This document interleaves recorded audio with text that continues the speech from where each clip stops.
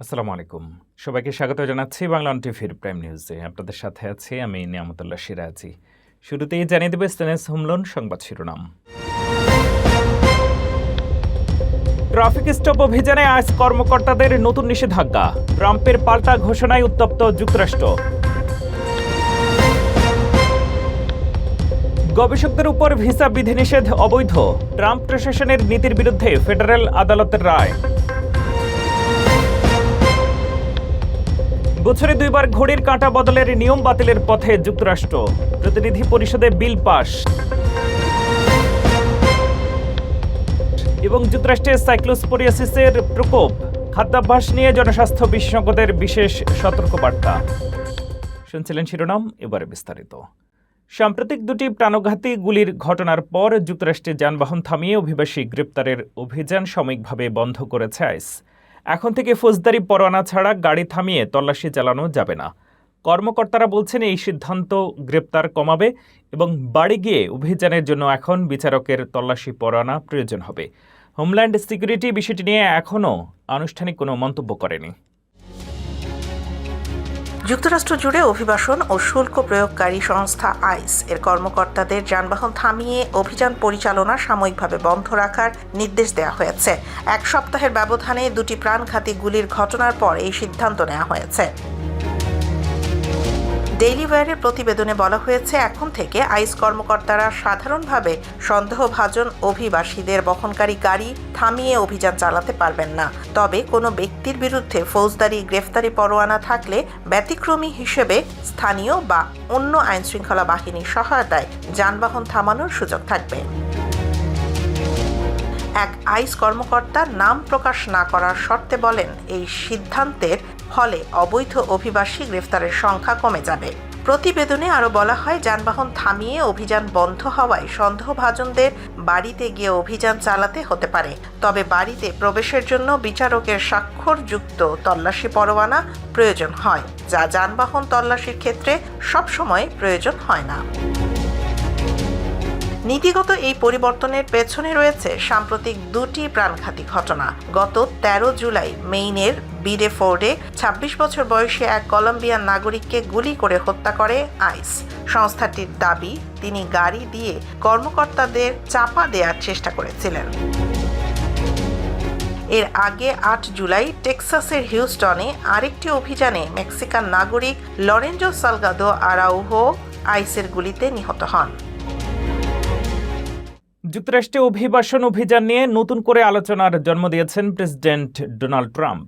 আইসের গাড়ি থামিয়ে অভিযান সাময়িকভাবে স্থগিতের ঘোষণার একদিন পরই তিনি জানিয়েছেন ট্রাফিক স্টপ বন্ধ করা হবে না। নিজের সামাজিক যোগাযোগ মাধ্যমে ট্রাম্প লিখেছেন, অপরাধ দমনে আইসের সবচেয়ে গুরুত্বপূর্ণ এবং কার্যকর পদ্ধতিগুলোর একটি হলো যানবাহন থামিয়ে অভিযান। তাই এই কৌশল থেকে সরে আসার কোনো সুযোগ নেই। এর আগে টেক্সাস এবং মেইনে পৃথক অভিযানে আইস এজেন্টদের গুলিতে 2 ব্যক্তি নিহত হওয়ার পর সংস্থাটি অধিকাংশ ট্রাফিক স্টপ সাময়িকভাবে স্থগিত করার সিদ্ধান্ত জানায়। তবে ট্রাম্পের সীমান্ত বিষয়ক উপদেষ্টা টম হোম্যান বলেন, এটি কোনো নীতিগত পরিবর্তন নয়। এজেন্টদের নিরাপত্তা ও সাম্প্রতিক ঘটনাগুলো পর্যালোচনার জন্য এটি কেবল স্বল্পমেয়াদী বিরতি। তিনি জানান, এই সময় অন্য পদ্ধতিতে গ্রেপ্তার অভিযান চালানো হবে। এদিকে 2 মৃত্যুর ঘটনাকে কেন্দ্র করে মেইন, টেক্সাস এবং বোস্টনে বিক্ষোভ শুরু হয়েছে। সমালোচকরা আইস এজেন্টদের বডি ক্যামেরা না থাকা নিয়েও প্রশ্ন তুলেছেন। হোমল্যান্ড সিকিউরিটি বিভাগ জানিয়েছে, নিহত দুজনই অভিযানের মূল লক্ষ্য ছিলেন না। কী পরিস্থিতিতে প্রাণঘাতী শক্তি ব্যবহার করা হয়েছে সে বিষয়ে তদন্ত অব্যাহত রয়েছে।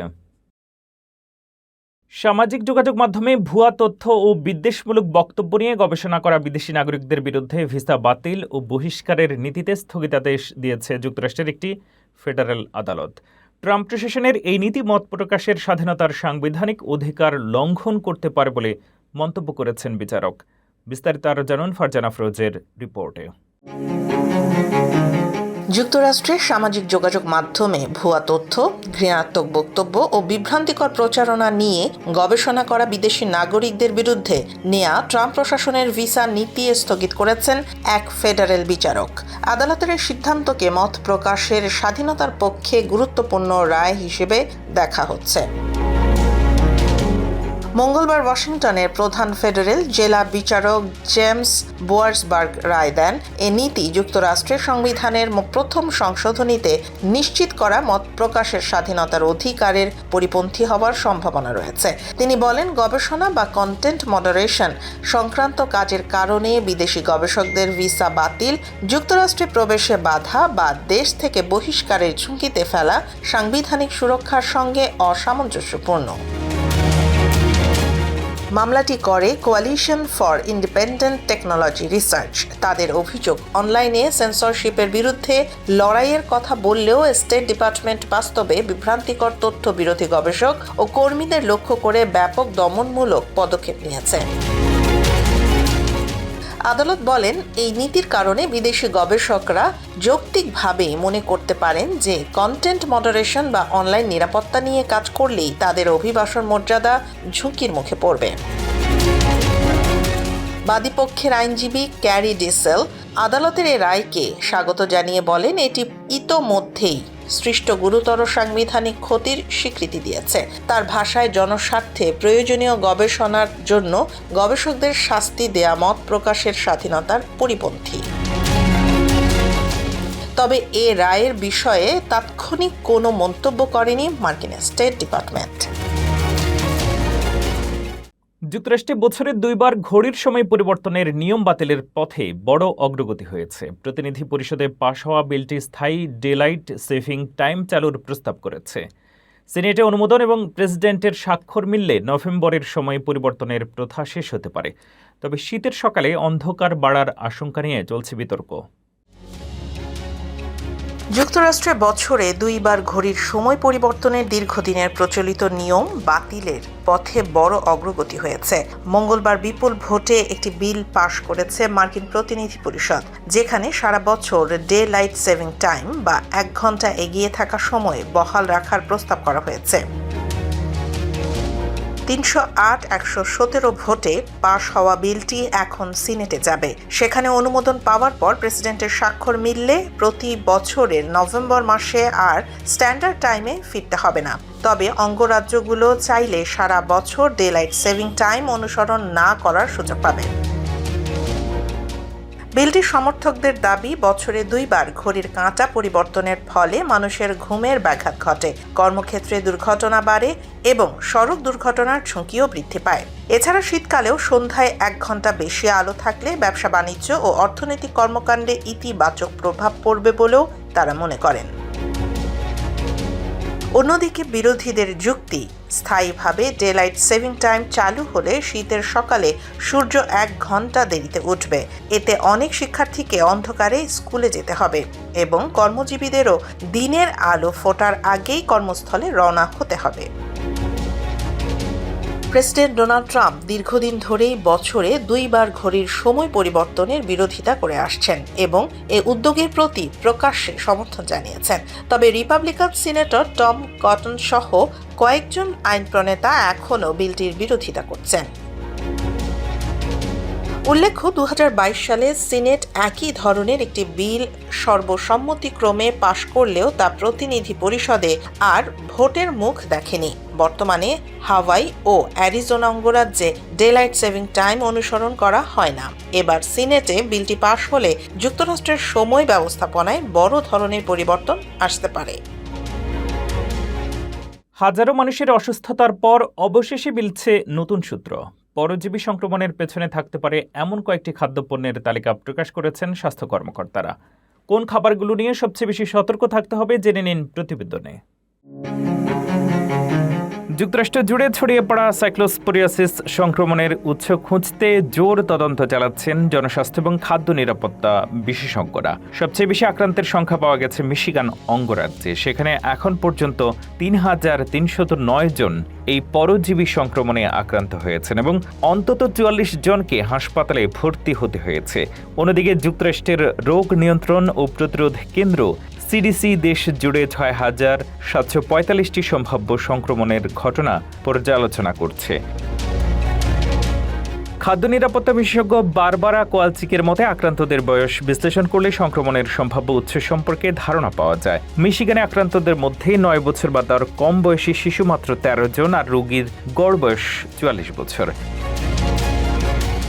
বিশেষজ্ঞদের ধারণায় থেকে বোঝা যায় সংক্রমণের উৎস এমন কোনো খাবার হতে পারে যা শিশুদের তুলনায় প্রাপ্তবয়স্করা বেশি খান, যেমন লেটুস এবং বিভিন্ন ধরনের সালাদ। এর আগে সাইক্লোস্পোরা সংক্রমণের সঙ্গে রাসবেরির সম্পর্ক পাওয়া গেলেও এবারের প্রাদুর্ভাবে সেটিকে তুলনামূলক কম সম্ভাব্য বলে মনে করা হচ্ছে।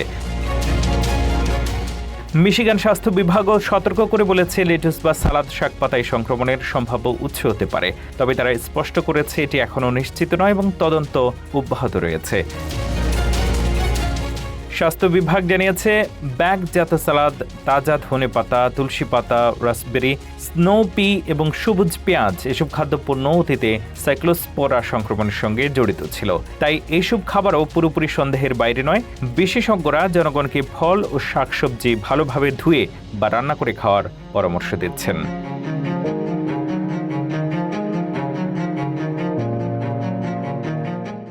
দুই দেশ, দুই হত্যাকাণ্ড, কিন্তু মিল রয়েছে একাধিক প্রশ্নে। নিউ জার্সিতে নিজ বাড়িতে খুন হয়েছেন এক তরুণী মা, আর আয়ারল্যান্ডে নিহত নিউ ইয়র্কের এক নারীকে হত্যার পর পালিয়ে গেছেন সন্দেহভাজন স্বামী। দুটি ঘটনাই এখন আলোচনার কেন্দ্রবিন্দুতে। কি জানা গেছে তদন্তে, আর কোথায় দাঁড়িয়ে আছে দুই মামলার অগ্রগতি, দেখুন বিস্তারিত। একই দিনে দুই দেশে দুই তরুণী মায়ের হত্যাকাণ্ড ঘিরে চাঞ্চল্য ছড়িয়েছে। একটি ঘটনা যুক্তরাষ্ট্রের নিউ জার্সিতে, অন্যটি আয়ারল্যান্ডে। দুটি হত্যাকাণ্ডই এখন পুলিশের তদন্তের কেন্দ্রবিন্দুতে।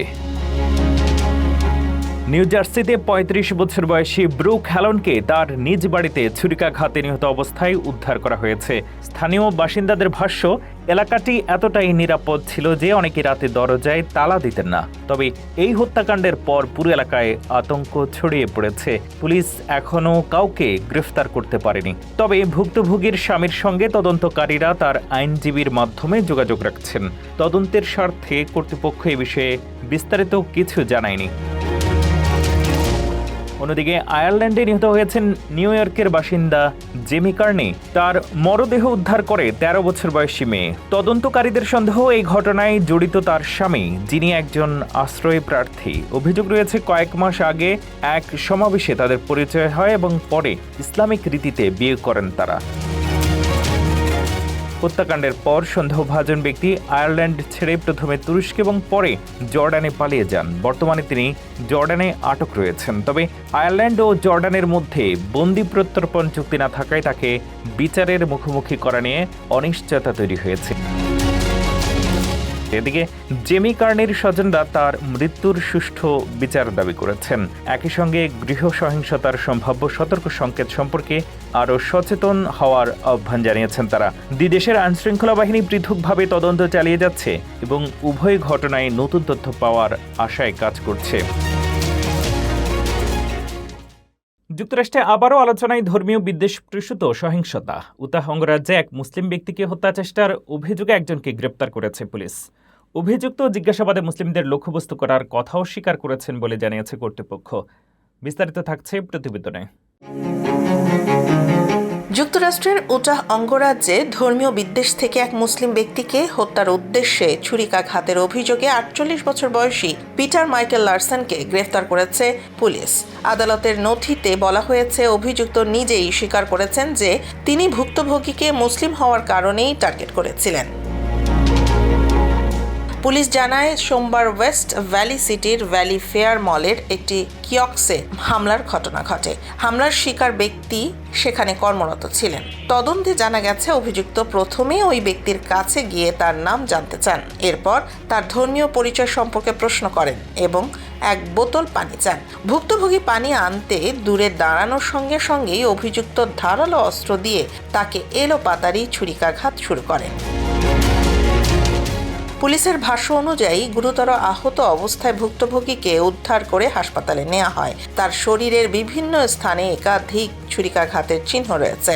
পরিবারের ঘনিষ্ঠদের দাবি, তাকে অন্তত 15 বার ছুরিকাঘাত করা হয়েছে এবং তার জীবন বাঁচাতে একাধিক অস্ত্রোপচার করতে হয়েছে। বর্তমানে তিনি আশঙ্কাজনক অবস্থায় চিকিৎসাধীন রয়েছেন। এদিকে ঘটনাস্থলে উপস্থিত কয়েকজন সাহসী ব্যক্তি হামলাকারীকে মাটিতে ফেলে আটকে রাখেন। পরে পুলিশ এসে তাকে হেফাজতে নেয়। ধস্তাধস্তিতে আহত হওয়ায় হামলাকারীকেও হাসপাতালে চিকিৎসা দিয়ে পরে সল্ট লেক কাউন্টি জেলে পাঠানো হয়। তার বিরুদ্ধে হত্যা চেষ্টা এবং বিপজ্জনক অস্ত্র বহনের অভিযোগ আনা হয়েছে। আদালতের নথি অনুযায়ী জিজ্ঞাসাবাদে লারসেন পুলিশকে বলেন তিনি মুসলিমদের হত্যা করতে চান। তদন্তকারীদের মতে তার উগ্র মতাদর্শ এবং সহিংস পরিকল্পনার কারণে তিনি মুক্তি পেলে জননিরাপত্তার জন্য বড় হুমকি হতে পারে। মানবাধিকার সংগঠনগুলোর ভাষ্য, সাম্প্রতিক বছরগুলোতে যুক্তরাষ্ট্রে ইসলাম বিদ্বেষমূলক হামলার ঘটনা উদ্বেগজনক হারে বেড়েছে। বিশেষ করে ধর্মীয় বিদ্বেষ ও ঘৃণা থেকে সংঘটিত সহিংসতা ঠেকাতে আরও কার্যকর পদক্ষেপের দাবি জানিয়েছেন অধিকার কর্মীরা। শুধু অপরাধ বা যানজট নয়, এবার নিউ ইয়র্কবাসীর নতুন মাথা ব্যথা হয়ে দাঁড়িয়েছে ইঁদুরের উপদ্রব। বিশেষ করে ইস্ট ভিলেজের কয়েকটি এলাকায় পরিস্থিতি এতটাই খারাপ যে বাসিন্দাদের দাবি রাস্তা, ডাস্টবিন, এমনকি পার্ক করা গাড়ির আশপাশেও দাপিয়ে বেড়াচ্ছে ইঁদুর। কেন হঠাৎ এত বেড়েছে এই সমস্যা এবং কি বলছে সিটি কর্তৃপক্ষ, দেখুন প্রতিবেদনে। নিউ ইয়র্ক সিটির ইস্ট ভিলেজ এলাকায় ইঁদুরের উৎপাত নিয়ে চরম উদ্বেগ দেখা দিয়েছে। স্থানীয় বাসিন্দাদের অভিযোগ, রাস্তার ময়লার স্তূপ, ডাস্টবিন, এমনকি পার্ক করা গাড়ির আশপাশেও এখন অবাধে ঘুরে বেড়াচ্ছে বড় বড় ইঁদুর। অনেকের ভাষায় যেন মানুষের সঙ্গেই লড়াই করছে এই উপদ্রব। সিটি কর্তৃপক্ষের তথ্য অনুযায়ী চলতি বছরের জানুয়ারি থেকে ওই এলাকায় ইঁদুর সংক্রান্ত প্রায় ৩০০টি অভিযোগ জমা পড়েছে, যা গত বছরের একই সময়ের তুলনায় প্রায় ৩৮% বেশি। তবে মজার বিষয় হলো একই সময়ে পুরো নিউ ইয়র্ক সিটিতে ইঁদুর দেখার অভিযোগ বরং কমেছে। স্থানীয় বাসিন্দারা বলছেন, ভোরবেলায় রাস্তায় বের হলেই ডাস্টবিনের ভেতর এবং আশপাশে অসংখ্য ইঁদুর দেখা যায়। আবার কেউ কেউ জানান, ময়লার ঢাকনা খুলতেই ভেতর থেকে ইঁদুর লাফিয়ে বেরিয়ে আসে। তাদের মতো গত কয়েক মাসে পরিস্থিতি আরও খারাপ হয়েছে। স্যানিটেশন বিভাগ বলছে পুরো এলাকা জুড়ে নয়, বরং মাত্র ৩টি নির্দিষ্ট সড়কে ইঁদুরের সংখ্যা অস্বাভাবিকভাবে বেড়েছে। বিশেষ করে ব্রুম স্ট্রিটের একটি অংশে গত বছরের তুলনায় অভিযোগের সংখ্যা এখন প্রায় 4% বেড়েছে। কর্তৃপক্ষের ধারণা, কিছু বড় আবাসিক ভবনে এখনও ইঁদুর প্রতিরোধী আবর্জনার পাত্র ব্যবহার বাধ্যতামূলক না হওয়ায় সমস্যা বাড়ছে। এছাড়া রেস্তোরাঁর আশেপাশে খাবারের উচ্ছিষ্ট ফেলে রাখা এবং কোথাও কোথাও ময়লা অপসারণে বিলম্বও ইঁদুর বৃদ্ধির অন্যতম কারণ। নিউ ইয়র্ক স্যানিটেশন বিভাগ জানিয়েছে, ধাপে ধাপে পুরো শহরে সিল করা আবর্জনার পাত্র ব্যবহার করা হচ্ছে। 2031 সালের মধ্যে সব ধরনের আবর্জনা নির্ধারিত কন্টেইনারে রাখার পরিকল্পনা রয়েছে। একই সঙ্গে কোথাও ময়লা অপসারণে অনিয়ম বা ইঁদুরের উপদ্রব দেখা গেলে বাসিন্দাদের 311 নম্বরে অভিযোগ জানানোর আহ্বান জানানো হয়েছে। ফুটবল শেখানোর আড়ালে প্রতারণার অভিযোগে তোলপাড় ভার্জিনিয়ার ফেয়ারফ্যাক্স কাউন্টি। ইতালি সফরের স্বপ্ন দেখিয়ে অন্তত 17টি পরিবারের কাছ থেকে $70,000 বেশি হাতি নেওয়ার অভিযোগ উঠেছে এক যুব ফুটবল কোচের বিরুদ্ধে। কিভাবে অভিভাবকদের আস্থা অর্জন করে এই প্রতারণা চালানো হয়েছিল আর অভিযুক্তের বিরুদ্ধে এখন কি ব্যবস্থা নেওয়া হয়েছে, বিস্তারিত থাকছে প্রতিবেদনে। যুক্তরাষ্ট্রের ভার্জিনিয়া অঙ্গরাজ্যের ফেয়ারফ্যাক্স কাউন্টিতে যুব ফুটবল কোচের বিরুদ্ধে অন্তত 17টি পরিবারকে প্রতারণার অভিযোগ উঠেছে। পুলিশ জানিয়েছে, অভিযুক্ত আহমেদ মোহাম্মদ বিভিন্ন পরিবারের কাছ থেকে $70,000 বেশি হাতিয়ে নিয়েছেন। তদন্তে জানা যায়, আহমেদ মোহাম্মদ আগে বৈধ ফুটবল কর্মসূচির মাধ্যমে অভিভাবকদের আস্থা অর্জন করেন। পরে তিনি স্পোর্টিং সকার একাডেমি নামে একটি প্রতিষ্ঠান গড়ে তোলেন এবং ইতালি সফরের নামে খেলোয়াড় এবং তাদের পরিবারের কাছ থেকে অর্থ সংগ্রহ করেন। ভুক্তভোগী সারা টেলর জানান, তার পরিবার কোচের উপরে পূর্ণ আস্থা রেখেছিল। তার ছেলে দীর্ঘদিন আহমেদের অধীনে ফুটবল খেলেছে, এমনকি কোচ নিজেকে তাদের পরিবারের সদস্যদের মতোই পরিচয় দিতেন। সেই বিশ্বাস থেকেই ইতালি সফরের জন্য তারা $10,000 বেশি পরিশোধ করেন। কিন্তু নির্ধারিত সময়ের সফরই হয়নি। শুধু তাই নয়, সারা টেলরের দাবি তার ছেলেকে নতুন দলে খেলার সুযোগ দেওয়ার প্রতিশ্রুতিও রক্ষা করা হয়নি। ফলে আর্থিক ক্ষতির পাশাপাশি মানসিকভাবেও ভেঙে পড়েছে পরিবারটি। ফেয়ারফ্যাক্স কাউন্টি পুলিশ জানিয়েছে এখন পর্যন্ত প্রতিটি পরিবারের ক্ষতির পরিমাণ $2,000 থেকে $12,000 মধ্যে। অভিযুক্তকে গত 30 জুন গ্রেফতার করা হয় এবং তার বিরুদ্ধে 13টি আত্মসাৎ এবং 13টি কম্পিউটার জালিয়াতির অভিযোগ আনা হয়েছে। তদন্তের অগ্রগতির সঙ্গে আরও অভিযোগ যুক্ত হতে পারে বলে জানিয়েছে পুলিশ। কর্তৃপক্ষ আরও জানিয়েছে যারা একইভাবে প্রতারণার শিকার হয়েছেন বলে মনে করেন তাদের ফেয়ারফ্যাক্স কাউন্টি পুলিশের আর্থিক অপরাধ বিভাগে যোগাযোগ করার আহ্বান জানানো হয়েছে। এ ছিল বাংলাদেশ টিভির প্রাইম নিউজে। পরবর্তী প্রাইম নিউজ দেখার আমন্ত্রণ জানিয়ে শেষ করছি এখানেই। এতক্ষণ সাথে থাকার জন্য ধন্যবাদ।